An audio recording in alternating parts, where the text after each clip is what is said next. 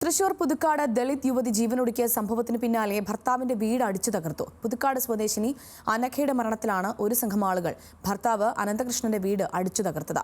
ബന്ധുക്കളുടെ പരാതിയെ തുടർന്ന് അനഘയുടെ മരണത്തിൽ അനന്തകൃഷ്ണനെതിരെ ആത്മഹത്യാ പ്രേരണാകുറ്റം ചുമത്തി പോലീസ് കേസെടുത്തിരുന്നു. സ്ത്രീധനം ആവശ്യപ്പെട്ട് ഭർത്താവ് നിരന്തരം ഭീഷണിപ്പെടുത്തിയതിനെ തുടർന്നാണ് പുതുക്കാട് സ്വദേശിനി അനഘ ആത്മഹത്യ ചെയ്തതെന്നാണ് ബന്ധുക്കളുടെ പരാതി.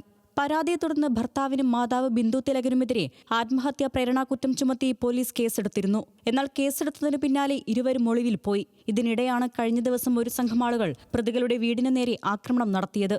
ഞായറാഴ്ച ഉച്ചയ്ക്ക് ബൈക്കിലെത്തിയ സംഘം വീടിന്റെ ജനൽ ചില്ലുകളും വീട്ടുപകരണങ്ങളും തകർത്തു. ആക്രമണത്തിൽ അനഘയുടെ സഹോദരനടക്കമുള്ളവർക്ക് ബന്ധമുള്ളതായാണ് പോലീസ് സംശയിക്കുന്നത്. സംഭവത്തിൽ പുതുക്കാട് പോലീസ് കേസെടുത്ത് അന്വേഷണം ആരംഭിച്ചു. ദീർഘനാളുകളായി പ്രണയത്തിലായിരുന്ന അനഘയും അനന്തകൃഷ്ണനും ജനുവരിയിലാണ് രജിസ്റ്റർ വിവാഹം ചെയ്തത്. ഇതിനുശേഷം ബന്ധുക്കളെ അറിയിച്ച് മതപരമായ ചടങ്ങുകൾ നടത്തി വിവാഹം കഴിക്കാൻ ഇരുവരും തീരുമാനിച്ചു. തുടർന്ന് വിവാഹ നിശ്ചയവും നടത്തി. എന്നാൽ ഇരുവരും തമ്മിലുള്ള തർക്കങ്ങളെ തുടർന്ന് ജൂൺ 9 യുവതി ആത്മഹത്യയ്ക്ക് ശ്രമിച്ചു. 1.5 മാസത്തെ ചികിത്സയ്ക്കു ശേഷം ജൂലൈ 27 അനഘ മരിച്ചത്. ഇതേ തുടർന്നായിരുന്നു ഭർത്താവിനും മാതാവിനുമെതിരെ പോലീസ് കേസെടുത്തത്. ന്യൂസ് മലയാളം, തൃശൂർ.